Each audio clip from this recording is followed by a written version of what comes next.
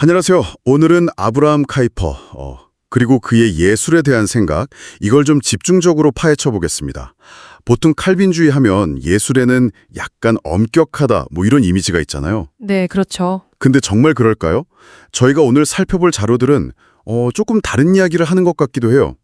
카이퍼가 16세기 칼빈주의를 20세기 현실, 특히 그 문화와 예술에 어떻게 연결시키려고 했는지 그 핵심을 한번 짚어보죠. 네, 이게 아주 흥미로운 지점입니다.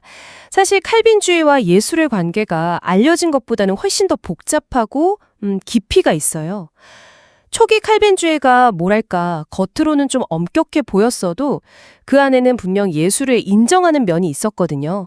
그리고 카이퍼는 이걸 훨씬 더 확장시켜서 당시의 문화 병력, 그 동력으로 삼으려고 했던 거죠. 아, 문화 변혁의 동력이요? 네.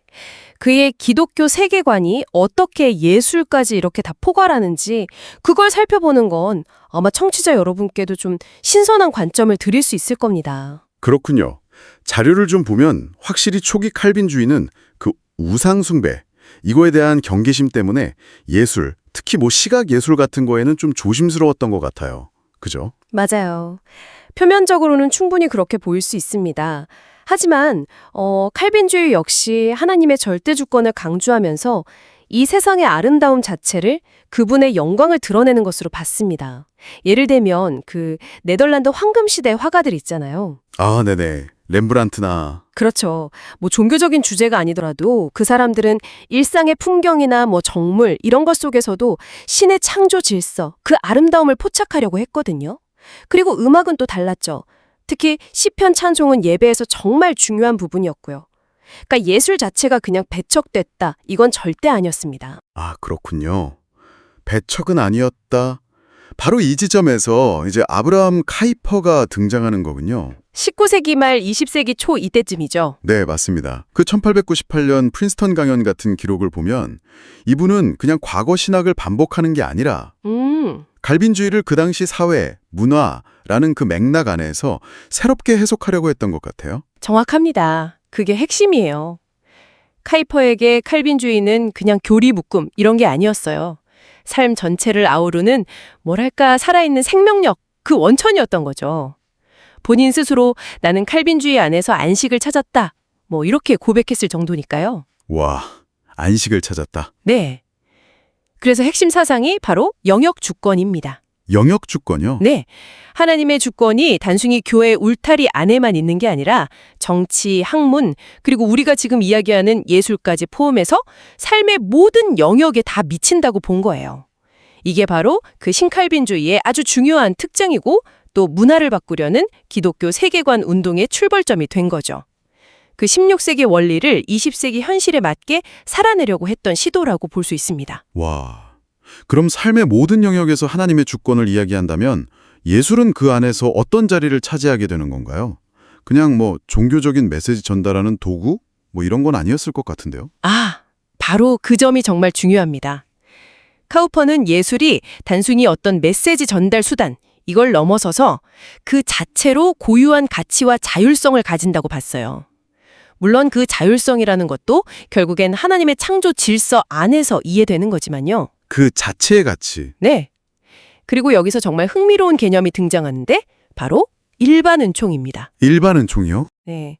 카이퍼는 신자가 아닌 사람이라도 아름다운 예술을 창조할 수 있잖아요. 그 이유를 바로 이 일반 은총으로 설명했어요.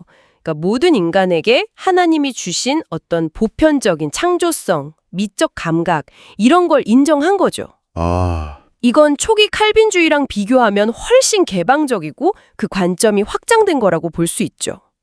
예술을 문화의 아주 핵심적인 요소로 본 겁니다. 야, 일반 은총이라. 그러니까 신자가 아닌 사람의 예술활동까지도 신학적으로 설명하려고 했다는 점이 굉장히 인상 깊네요. 그렇다면 이런 카이퍼의 관점이 오늘날 우리에게는 또 이걸 듣고 계신 여러분께는 어떤 의미가 있을까요? 뭔가 나의 신념이나 가치관이 어쩌면 종교와는 전혀 상관없어 보이는 그런 문화나 예술활동과 어떻게 연결될 수 있을지 이런 생각을 좀 해보게 되는데요. 맞습니다. 카이퍼는 신앙이라는 게 그냥 개인적인 경건함에 머무는 게 아니라 사회와 문화 전체를 더 풍요롭게 하고 또 변화시키는 힘이 될 수 있다고 믿었어요. 그의 관점에서 보면 예술을 포함한 모든 문화 활동은 그 자체로 의미가 있는 거고요. 신앙인은 이런 문화 영역에 좀 더 적극적으로 참여하고 기여해야 한다. 뭐 이런 거죠. 그러니까 여러분의 신념이나 세계관이 그냥 개인적인 차원에만 있는 게 아니라 여러분이 즐기는 예술, 또 참여하는 문화 속에서 어떻게 드러날 수 있을까? 이걸 한번 고민해보는 계기가 될 수 있을 것 같아요. 네, 오늘 저희는 아브라함 카이퍼라는 인물을 통해서 우리가 흔히 생각했던 것보다 훨씬 더 역동적이고 개방적으로 예술과 문화를 바라볼 수 있는 칼빈주의의 한 흐름을 만나봤습니다. 단순히 과거의 사상을 넘어서 삶의 모든 영역, 특히 예술에서까지 하나님의 주권을 인정하면서도 그 고유한 가치를 존중하려고 했던 그런 시도였네요. 네, 마지막으로 청취자 여러분께 한번 생각해 볼 만한 질문 하나를 던져보고 싶습니다.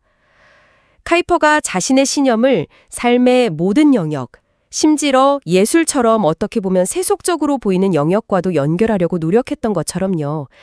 여러분께서 지금 중요하게 생각하는 가치나 신념은 지금 여러분이 접하는 다양한 문화, 예술, 혹은 그냥 아주 평범한 일상과 어떻게 만나고 있다고 생각하시나요?